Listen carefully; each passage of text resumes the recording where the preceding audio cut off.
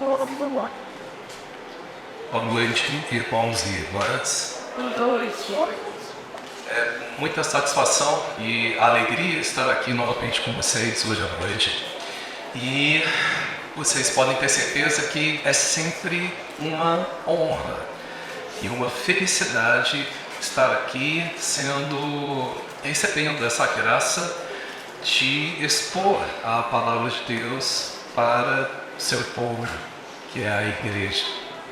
Sabemos que tudo coopera para o bem daqueles que amam a Deus, daqueles que foram chamados de acordo com o seu propósito para as boas obras que Ele preparou desde antes da fundação do mundo. Mas também sabemos que existe uma batalha tanto dentro quanto fora de nós. Haja vista um exemplo aí fora de uma música que, infelizmente, as pessoas não têm consciência de nem o respeito com algo santo que está sendo praticado aqui esta noite, que é o louvor ao nosso Deus. Mas o mundo é assim.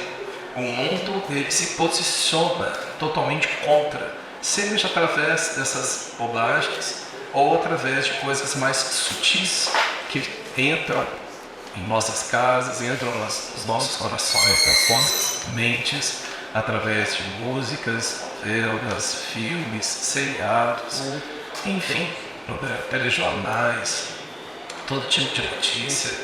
Então é uma batalha externa e é também uma batalha interna.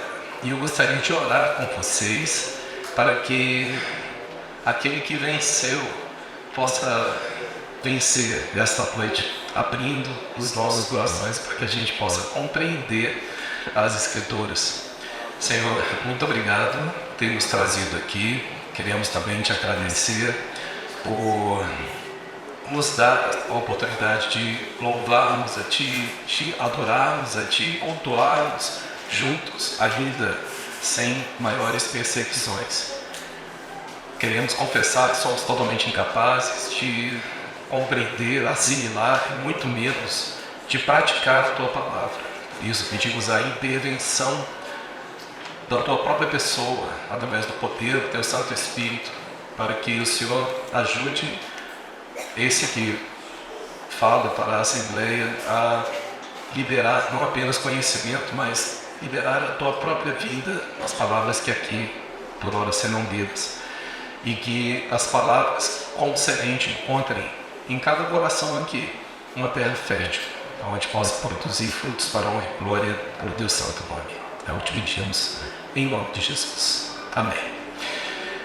Bom, nós estamos saindo de uma série expositiva de leitura contínua do livro de Jonas, e eu achei muito apropriado. Eu estava pensando em compartilhar uma outra passagem, mas depois me foi chamada a atenção de que nesse mesmo capítulo 12 de Mateus, tinha uma passagem muito mais condizente, muito mais importante do que a que eu gostaria de compartilhar. E eu fiquei muito feliz por causa dessa mudança, porque eu acho que vai ajudar a fixar o conteúdo de Jonas e também vai ajudar a ampliar esse conteúdo em nossos corações. Essas passagens, elas estão relacionadas à parábola, não bem a parábola, mas a conexão que Jesus fez com Jonas, profeta Jonas do Antigo Testamento, e aquele momento ao qual ele estava enfrentando a rejeição do seu povo. E aí nós vamos falar sobre o sinal de Jonas. O sinal de Jonas aparece mais explicitamente em Mateus capítulo 12 e em Lucas capítulo 11. Mas antes de abordarmos essas duas passagens, nós vamos fazer uma breve recapitulação da história de Jonas, porque nem todos estiveram aqui durante a exposição. Então vamos lá. Muito bem. No capítulo 1 do livro de Jonas, Deus chama Jonas para a cidade de Nínive, que é a capital do reino da Assíria, que é um reino que nada mais, nada menos foi aquele responsável por destruir e levar cativo as 10 das 12 tribos de Israel. É um reino terrível, pessoas não eram tementes a Deus e, além disso, eram praticantes dos mais diversos tipos de atrocidades com os seus inimigos. E Jonas foi convocado para ir nessa cidade e advertir os seus habitantes sobre um julgamento iminente de Deus. No entanto, Jonas decide fugir da presença de Deus e embarca para um navio em direção a Tarsis, que ficava a milhares de quilômetros do destino proposto. Durante a viagem, uma forte tempestade ameaça afundar o navio e os marinheiros lançam sortes para descobrir quem é o culpado.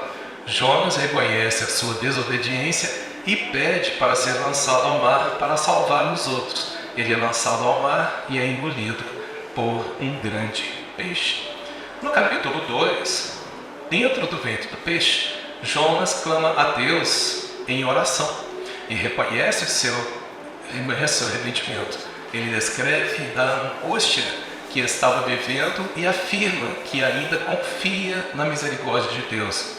Após 3 dias e 3 noites dentro do peixe, ele vomita Jonas em terra seca, coincidentemente, entre aspas, na praia de Nínive.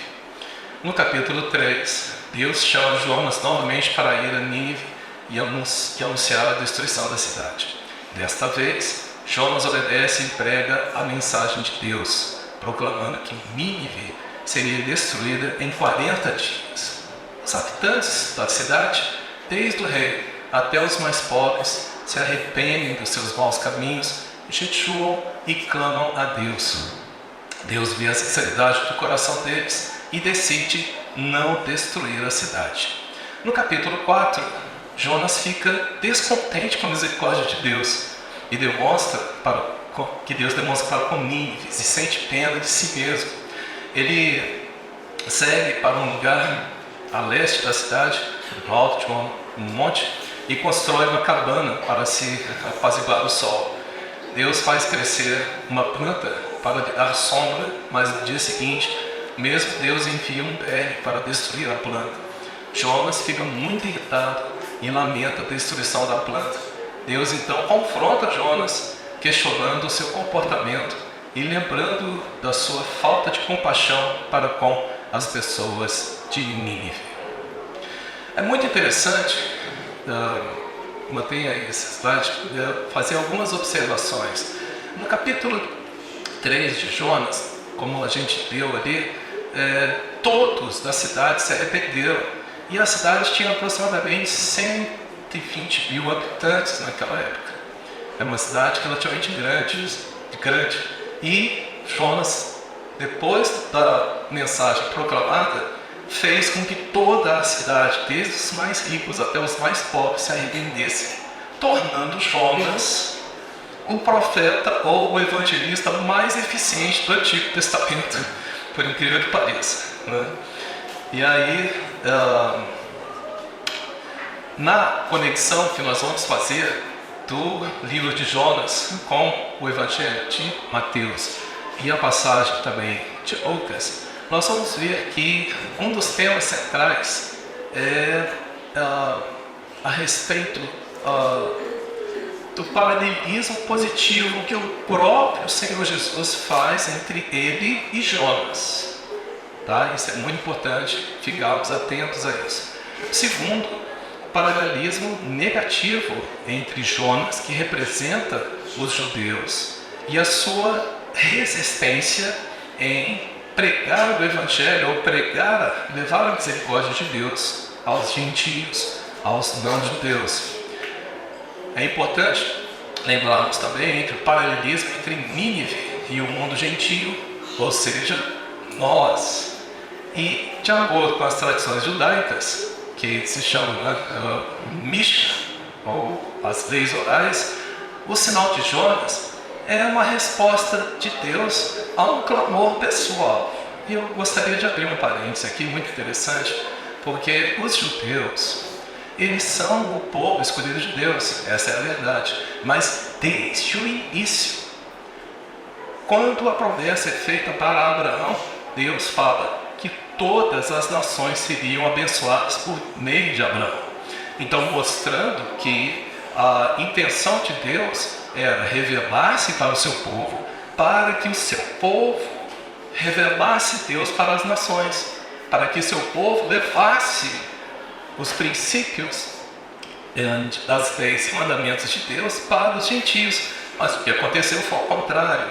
O que aconteceu foi que, ao invés de Israel, dos judeus influenciarem as nações que estavam ali ao redor deles, na verdade eles foram influenciados por eles. Ao invés de ele levar as nações a adorarem e a louvarem, a cultuarem a Deus, o que aconteceu foi que as nações fizeram com que os judeus largassem a adoração a um Deus verdadeiro para adorar falsos deuses. Isso é muito interessante. O que aconteceu com os judeus depois do cativeiro da Babilônia foi que eles realmente se arrependeram plenamente do mal que eles tinham provocado a si mesmos. Porque Deus fez com ele uma técnica chamada de saturação dentro de quando você quer fazer com que uma pessoa abandone um determinado hábito. O que é isso? Por exemplo, uma pessoa gosta muito de tomar sorvete e está ali engordando e não pode porque a glicose está elevada, o peso está elevado. E aí o que normalmente é feito? Compra-se 10 potes de sorvete, senta a pessoa na mesa, taca-lhe sorvete.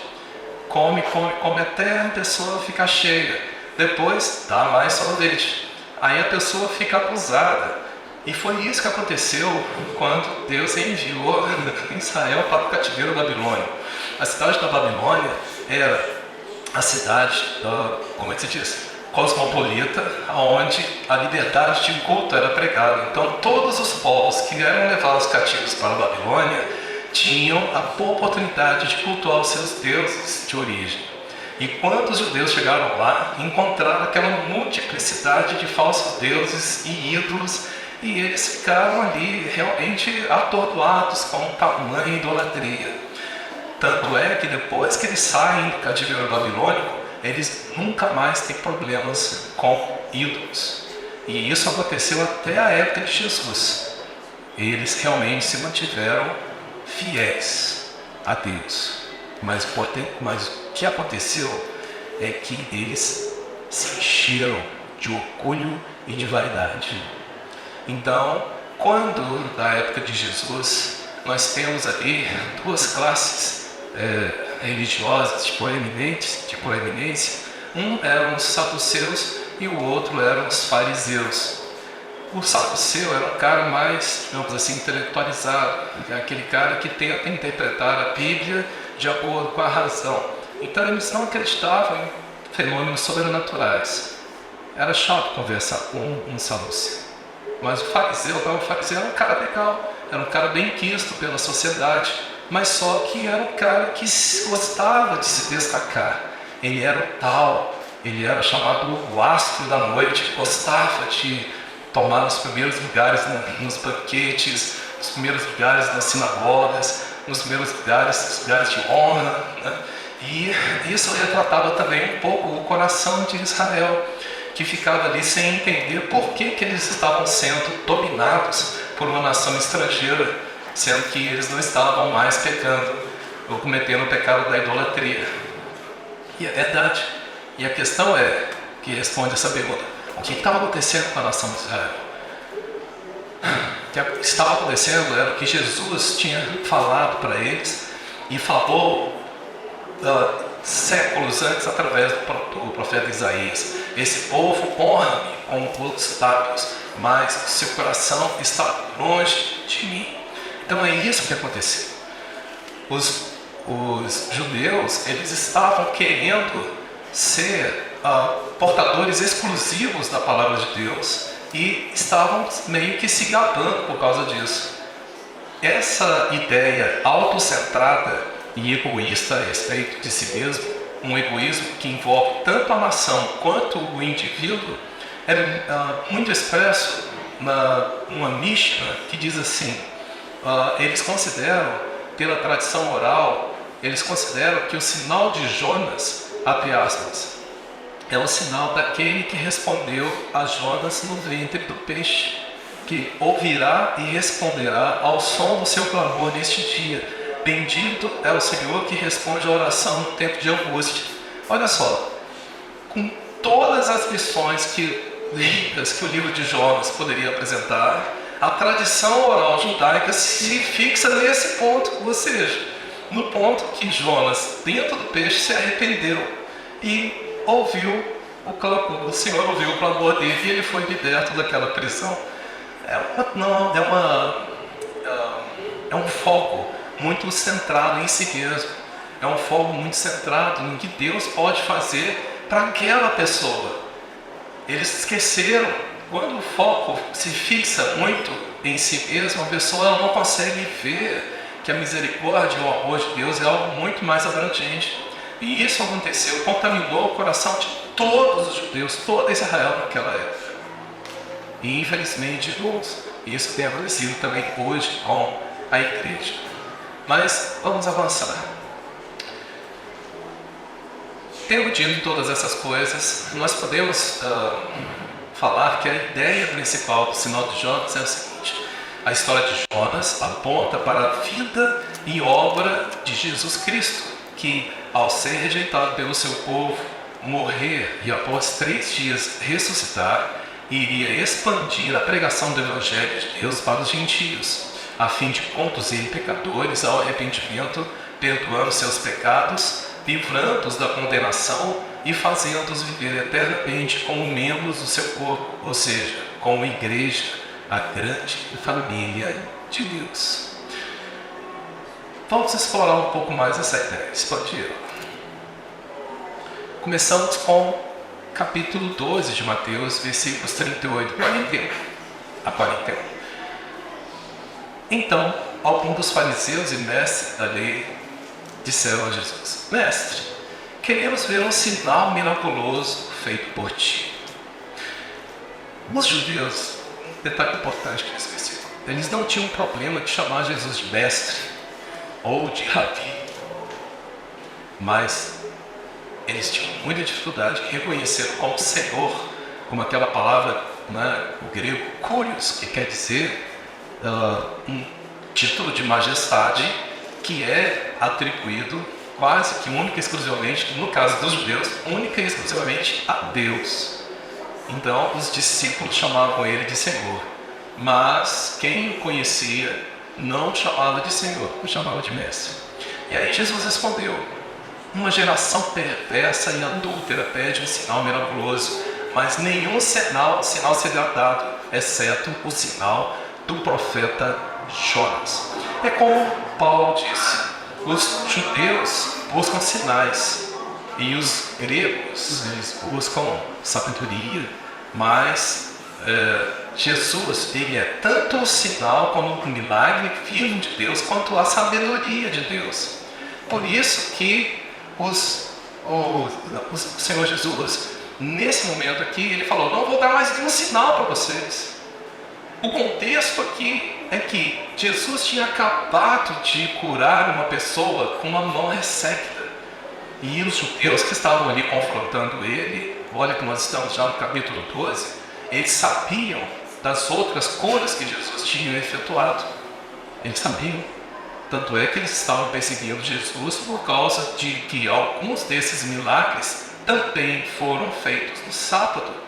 E eles estavam olhando diante da sua cegueira espiritual para o descumprimento de uma lei, de um princípio que eles achavam que era mais precioso do que ajudar uma pessoa, que era o princípio de guardar o sábado. E aí Jesus continua: pois assim como Jonas esteve 3 dias e 3 noites no ventre de um grande peixe, assim o Filho do Homem ficará 3 dias e 3 noites no coração da terra. Os homens de Nínive se levantarão no juízo com essa geração e a condenarão, pois eles se arrependeram com a pregação de Jonas, e agora está aqui o que é maior do que Jonas. No Evangelho de Lucas, capítulo 11, a passagem é quase a mesma coisa, mas tem algumas diferenças importantes que nós vamos salientar. A partir do versículo 29, nós lemos: aumentando a multidão, Jesus começou a dizer: esta é uma geração perversa. Ela pede um sinal miraculoso, mas nenhum sinal lhe será dado, exceto o sinal de Jonas. Pois assim como Jonas foi um sinal para os ninivitas, e o Filho do Homem também será para esta geração. Os homens de Nínive se levantarão no juízo com esta geração e a condenarão, pois eles se arrependeram com a pregação de Jonas. E agora está aqui o que é maior do que Jonas.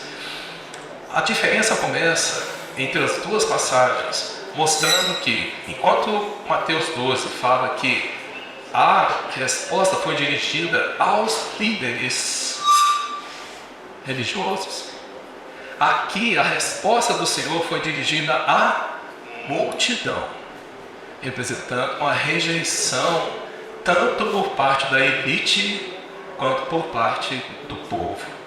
E essa rejeição se consuma com essa união dessas duas forças no momento da crucificação do Senhor Jesus, do julgamento do Senhor Jesus por Pôncio Pilatos, quando ele ofereceu a oportunidade de que Jesus poderia ser solto. E aí o povo, junto e incitado pelos líderes religiosos, gritaram: crucificam, que o sangue deste homem caia sobre nós. Então essa passagem aqui em Mateus 12, ela indica a rejeição completa do povo, tanto da elite quanto dos menos favorecidos, não tão elite assim, intelectual religiosa, fazendo com que Jesus falasse a respeito do sinal de Jonas. No primeiro caso, em Mateus 12, ele faz o apontamento para a sua morte e ressurreição, falando que assim como Jonas passou 3 dias e 3 noites e depois saiu do grande peixe, o Filho do Homem, que no caso seria ele, também iria passar 3 dias e 3 noites e depois iria ressuscitar. Então essa é a primeira ênfase para os judeus. A segunda ênfase é que, assim como Jonas foi um sinal para os ninivitas, o Filho do Homem também será para esta geração. Então ele estava falando que, assim como Jonas foi utilizado como instrumento, aí o foco agora não é mais a sua morte e ressurreição. O foco aqui agora é a pregação do Evangelho.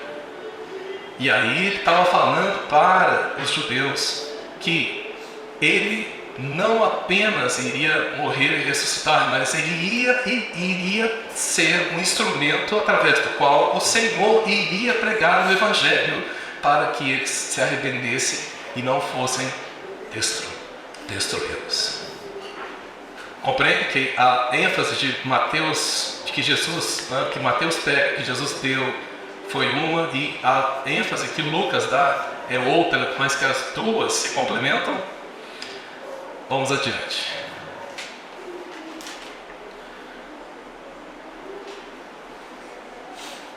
Bom, isso aqui eu já expliquei em prosa. A conexão entre Jonas e Mateus. O capítulo começa com a controvérsia entre o sábado, quando os discípulos de Jesus colhem espigas para comer e Jesus cura um homem com a mão atrofiada. Os fariseus acusam Jesus de violar a lei do sábado, mas ele responde mostrando que ele é o Senhor do sábado e que tanto a lei quanto o sábado foram feitos para o homem e não o contrário. Ele expulsa um demônio de um homem cego e mudo, responde à acusação de que ele agia pelo poder de Beelzebul, rejeita o pedido de mais um sinal miraculoso e ensina sobre o pecado imperdoável contra o Espírito Santo. Esse é o contexto do livro de Mateus. E esse contexto está relacionado com o livro de Jonas, no sentido de que é o Espírito de Deus que levou não apenas Jonas ao arrependimento dentro do peixe, mas foi o próprio poder do Espírito de Deus que conduziu desde o maior até o menor lá em Nínive, para acreditar na pregação de Jonas e crer na mensagem de Jonas e crer no Deus que Jonas tinha exposto. a rejeição dos judeus com relação à obra que Deus estava fazendo agora não se limitava apenas à pessoa de Jesus, mas estava se expandindo também para a natureza do Espírito, ao qual Jesus estava se valendo para fazer tanto os milagres quanto o exorcismo, para expulsar os demônios. E aí Jesus alerta a respeito do pecado contra o Espírito Santo, que a gente vai ver que é um pecado imperdoável. Por quê? Por que não tem perdão? Porque é o Espírito de Deus que convence a pessoa do pecado, da justiça e do juízo. Se você rejeita o Espírito de Deus, considerando ele como um espírito comum, ou até mesmo como um espírito maligno, como os judeus estavam fazendo, você impede a ação do Espírito em seu coração. E se ele não te convencer, você não querer no Evangelho, portanto, você não é perdoado. Por isso que a blasfêmia contra o Espírito Santo não tem perdão. Próximo. A conexão de Jonas, Mateus e Lucas, dentre outros temas, Mateus 12 e Lucas 11, abordam a plena rejeição do Messias, tanto pelos líderes religiosos quanto pela população de modo geral, como já foi dito. Jesus assinala um grande divisor de águas no Evangelho de Deus. O reino já não seria pregado somente a Israel, mas se estenderia também aos não-judeus. Esse é um ponto muito importante. Se vocês começarem a observar a partir do capítulo 12 do Evangelho de Mateus, isso fica muito claro. E aí, voltando no capítulo 12 de Mateus, tem 3 destaques aqui. Um destaque no versículo 6, onde Jesus ele se coloca como maior do que o templo.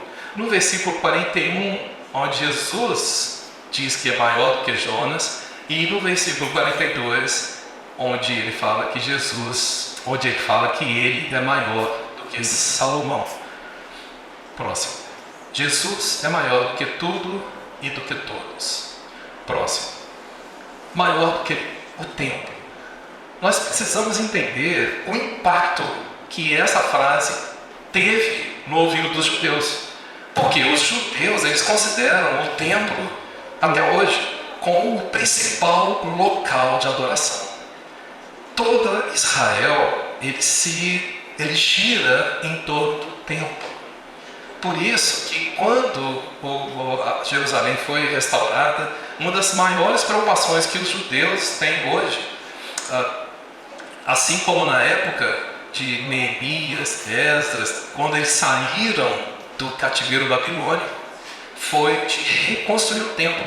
Primeiro o templo, depois as casas. Eles primeiro fizeram ali o altar, depois as bases do templo, o templo, junto com os muros, e depois que eles começaram a se preocupar com as suas próprias casas. Tamanha era a importância do templo para os judeus. E aí Jesus chega e fala assim: eu sou maior do que o templo.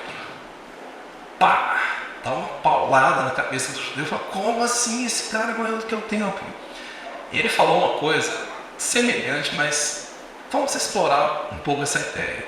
Em João, capítulo 14, Jesus diz assim: naquele dia compreenderão que eu estou em meu Pai, vocês em mim e eu em vocês. Guardem esse versículo, porque templo significa morada de Deus.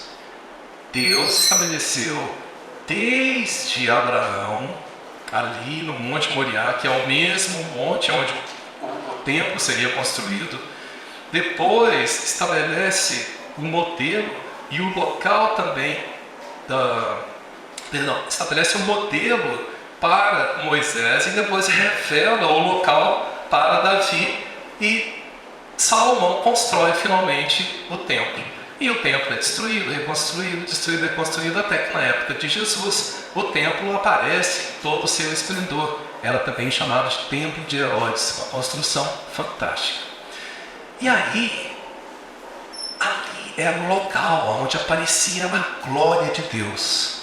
Então, até o advento de Cristo, Deus aparecia no templo. Ali era o único local onde os sacrifícios poderiam ser oferecidos e era o único local onde a glória de Deus seria manifesta. Agora aqui, no Evangelho de João, Jesus está revelando uma coisa impressionante. Ele está dizendo que o meu Pai estava nele.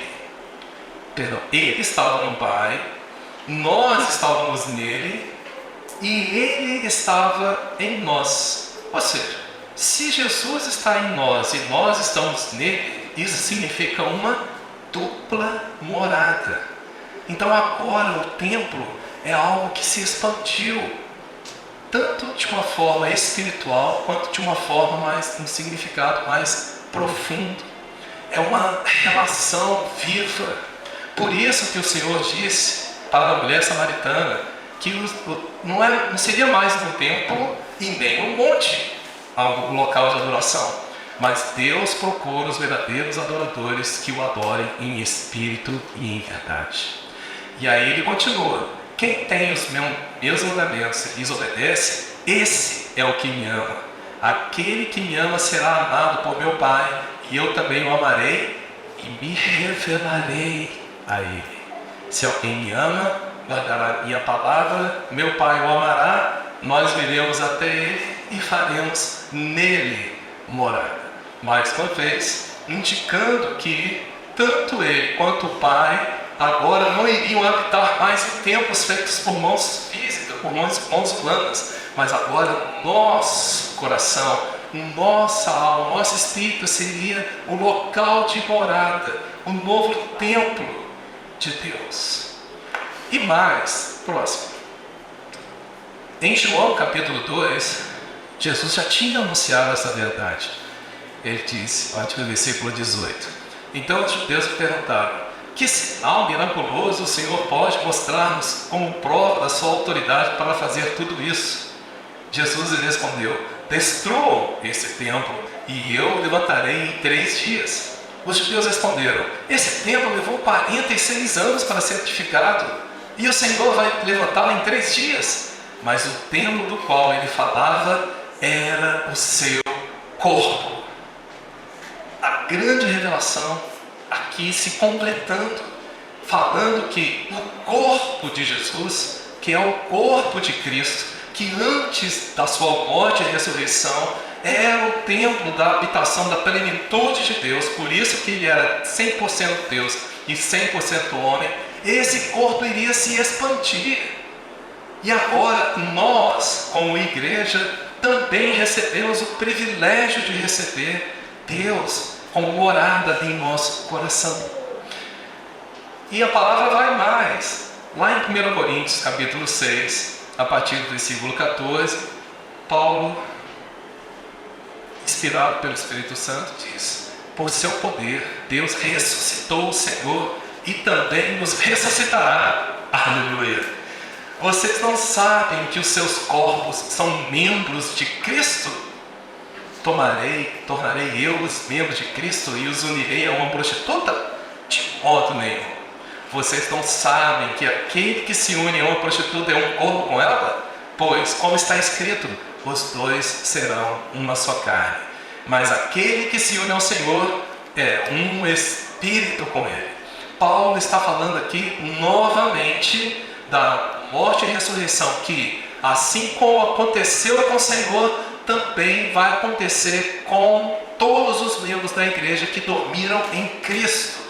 Nós seremos ressuscitados se durante a vida dele nós estivermos dormindo, ou nossos corpos serão transformados caso estejamos vivos durante a sua vinda. E ele faz um alerta: olha, os seus corpos são preciosos. Esqueçam essa história do gnosticismo, da filosofia platônica que fala que o que é espiritual é bom e o que é material é ruim. Não. Deus, depois que concluiu tudo, ele falou: eis que tudo era muito bom. Tudo. Toda a matéria que Deus fez era boa, mas se corrompeu por causa do pecado. E aí o Senhor, ainda usando Paulo, nos próximos versículos diz: fujam da imoralidade sexual. Todos os outros pecados que alguém comete, fará do corpo, fora do corpo, os comete. Mas quem peca sexualmente, peca contra o seu próprio corpo. Acaso não sabem que o corpo de vocês é santuário do Espírito Santo que habita em vocês, que lhes foi dado por Deus e que vocês não são de si mesmos? Vocês foram comprados por alto preço. Portanto, glorifiquem a Deus com o corpo de vocês. A estratégia do inimigo não muda. Tanto naquela época quanto agora. O diabo sabe que a parte sensual da nossa carne é um ponto de... Como é que se diz? É uma porta muito forte de entrada.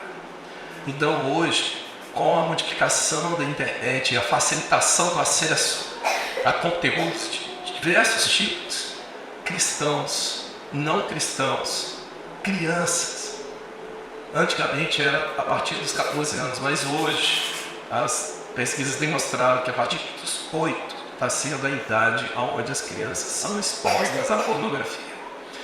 Então a pornografia é um comércio que move bilhões e infelizmente isso tem penetrado nos lares, tem penetrado nos olhos, na mente, nos corações, e a pessoa começa a pecar. E isso afeta o corpo.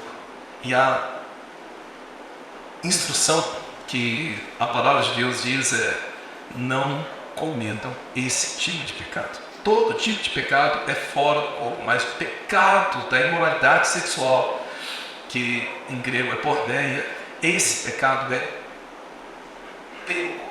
contra o corpo. Muito impressionante isso aqui. Isso é de alerta, tanto para nós pais, quanto também para os filhos, os jovens que estão tendo o primeiro contato. É altamente viciante esse tipo de coisa.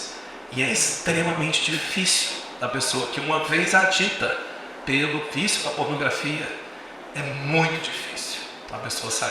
E quando sai, traz sequelas, traz lembranças, só através do Espírito Santo de Deus, junto com muita perseverança, luta, auxílio de outros irmãos que passaram, ou pelo menos têm uma maturidade espiritual para aconselhar esse tipo de pecado, pode ajudar você a sair.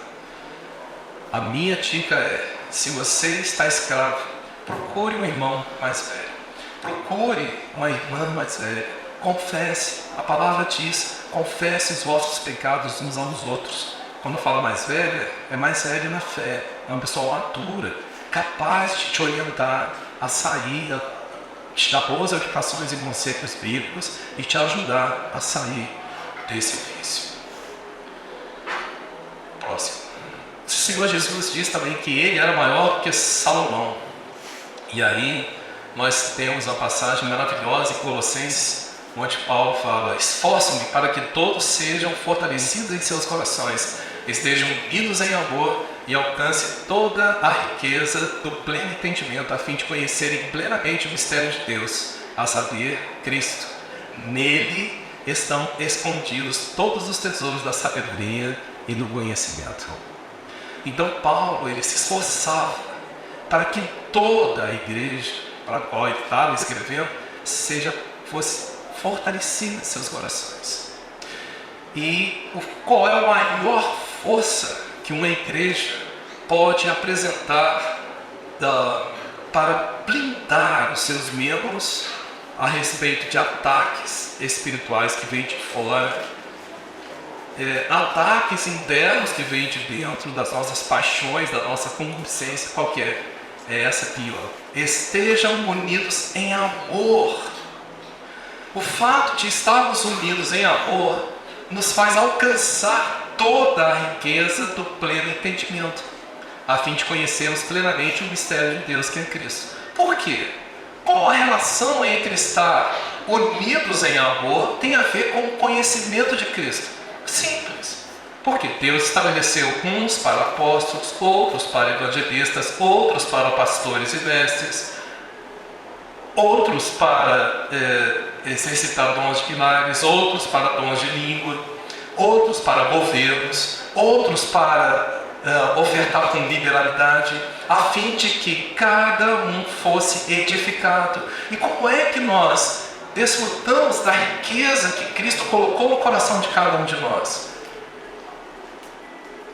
Estreitando os laços de amor, estreitando a comunhão.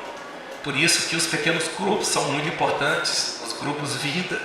Ali vocês têm a oportunidade, nós temos a oportunidade única, ímpar, de conhecermos mais os nossos irmãos. O Junta Panelas também é uma oportunidade menor, mas também muito significativa, onde nós temos a oportunidade de conhecer a história de vida daquela pessoa, conhecer qual foi o dom que Deus colocou naquele coração, conhecer o que Deus deu para aquela pessoa, tem dado para aquela pessoa na série de mensagens que nós estamos vendo, tanto aqui quanto lá na sede, lá na CB, na Comunidade Batista Videira. Então, nessa troca, nessa comunhão, que é a vida na vida. Que vida é essa? É vida com V minúsculo? Eu vou juntar com o irmão para falar sobre futebol, sobre política. Tudo bem, não tem problema nenhum. Mas o foco é vida com V maiúsculo. É a vida de Cristo, alimentando aquele coração sedento por mais de Cristo. Não quis saber nada entre vós, Paulo disse, mas apenas a Cristo crucificado. Olha só, Paulo não queria conversa banal, fútil, quando ele ia visitar as igrejas. Ele queria saber de Cristo. Cristo crucificado e o Cristo ressurreto e o Cristo vivo no coração de cada um daqueles irmãos. Então, muitas vezes, nós passamos anos e anos ali assistindo pregação após pregação, e é muito importante o ministério do compadecimento, de estar aí presente, mas igualmente importante, ou tão mais importante do que você assistir uma mensagem, é você compartilhar aquela mensagem com outras pessoas e tentar ali descobrir qual a dificuldade, como que você entendeu aquela mensagem, como que aquilo ali pode ser aplicado no seu dia a dia. Compartilhar o devocional, ou compartilhar alguma outra mensagem que você assistiu na TV, ou algum outro trecho da Bíblia que tocou seu coração durante a sua leitura anual. Temos tantas oportunidades de estar unidos em amor. O que é estar unido em amor? Aqui é o amor ágape. Irmãos, a igreja, de uma forma geral, ela só é unida através desses laços de amor. Se não tiver amor, um amor incondicional, um amor sacrificial, um amor desinteresseiro, um amor que não faz acepção de pessoas, não temos igreja. Nós temos um ajuntamento de pessoas ali, querendo mais ou menos buscar um entendimento ou uma vida mais ou menos próxima do Evangelho possível. Mas a vida só é alcançada através dos laços de amor. Essas são as cordas humanas que Deus usa para nos nutrir uns aos outros. Então, nele estão contidos todos os tesouros da sabedoria e do conhecimento. Quer ser sábio? Tenha comunhão com o irmão. Compartilhe aquele versículo que você deu, que você decorou.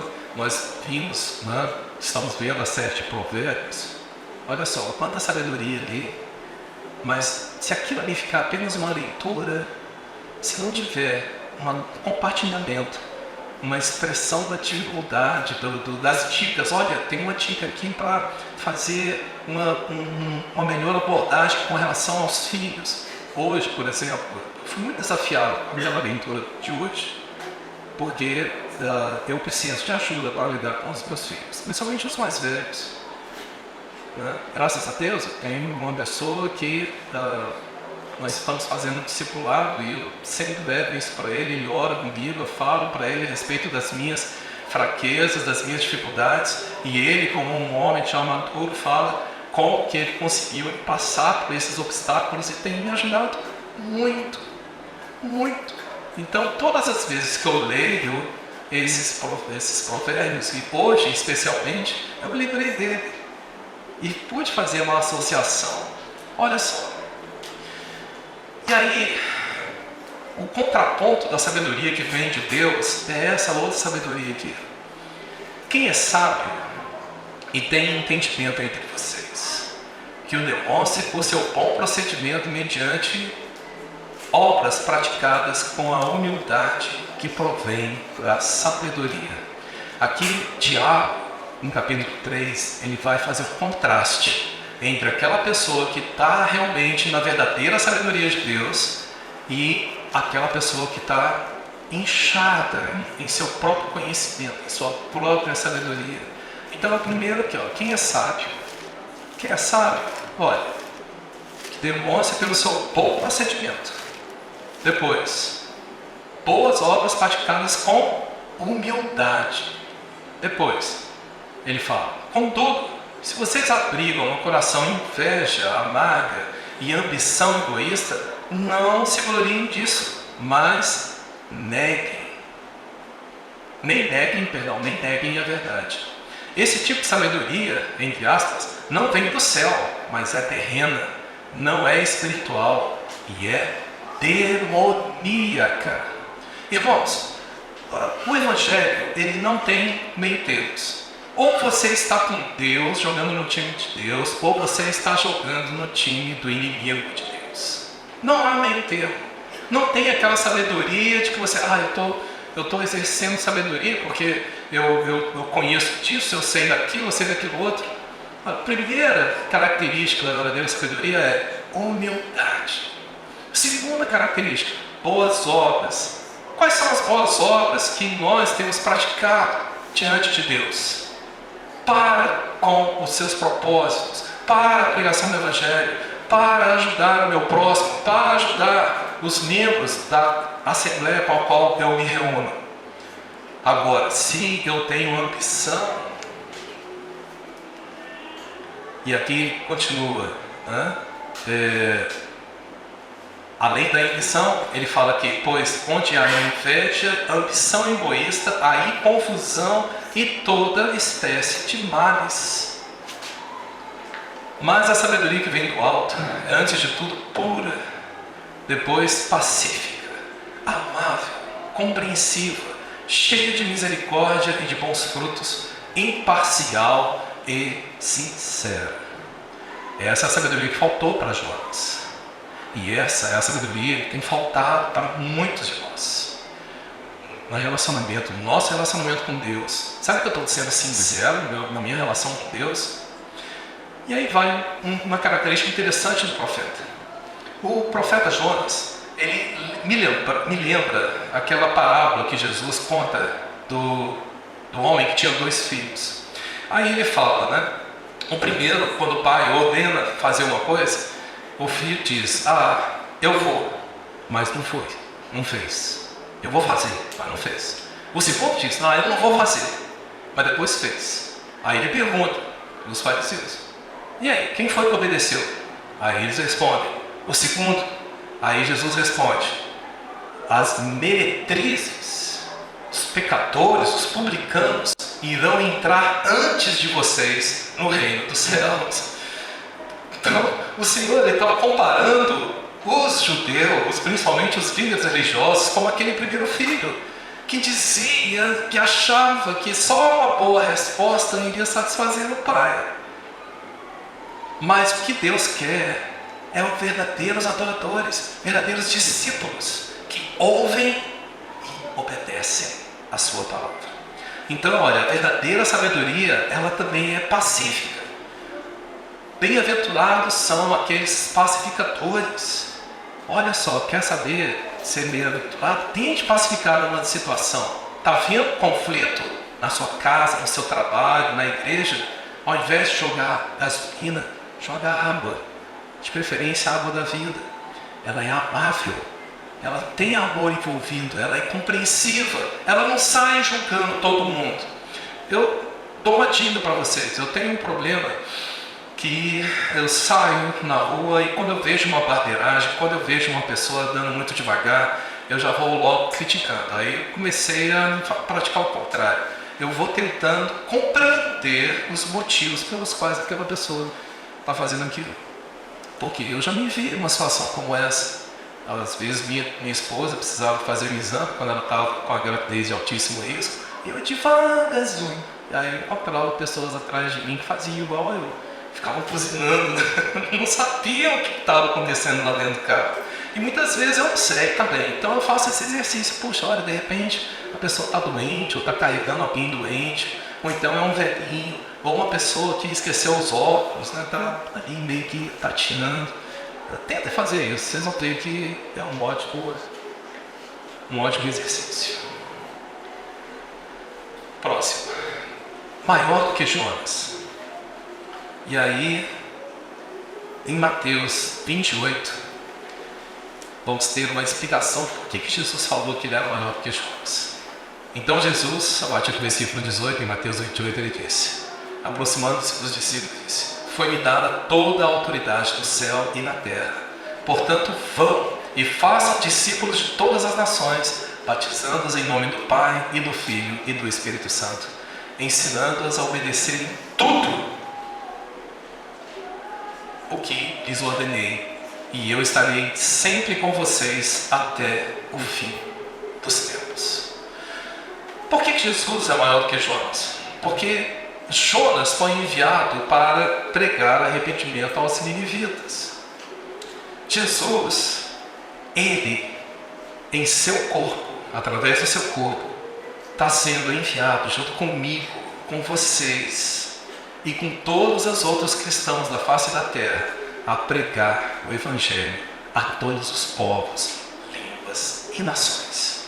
Nós, como não somos apenas embaixadores formais, legais, no sentido de legalista de Cristo, nós somos o próprio corpo de Cristo, como Ele ensinou. Se vocês vestiram, alimentaram, visitaram enquanto estavam presos, hidrataram a um desses meus pequeninos, a mim vocês me fizeram. Então, quando nós estamos saindo para fazer a vontade de Deus, nós estamos ali não apenas como representantes formais de Jesus, mas estamos sendo membros vivos do seu corpo. E aí, ele se torna infinitamente maior do que Jonas. A próxima passagem nós temos em Atos, capítulo 1, 6 ao 8. Então, os que estavam reunidos lhe perguntaram, Senhor, é neste tempo que vai restaurar o reino a Israel? E Jesus lhe respondeu, não lhes compete saber os tempos ou as datas que o Pai estabeleceu pela sua própria autoridade. E aí eu quero chamar a atenção para vocês, irmãos, o quanto que era difícil para os discípulos entender que o plano de Deus saía do foco dos judeus e se expandia para além dos judeus.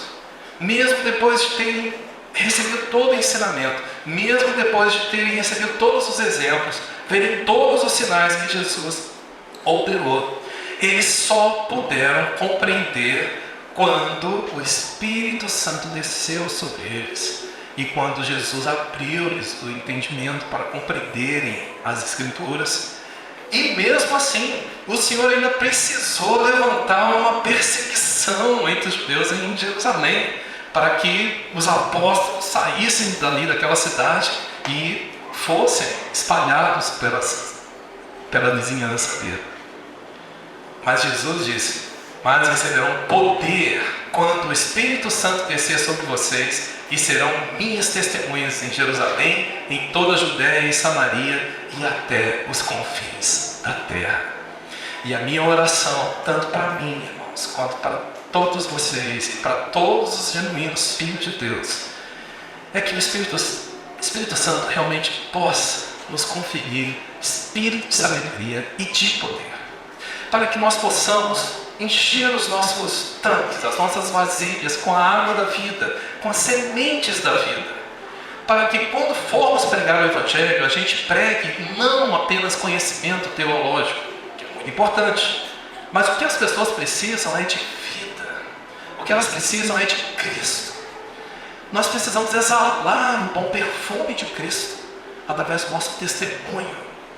E ninguém testemunha algo que não conhece ou que nunca encontrou.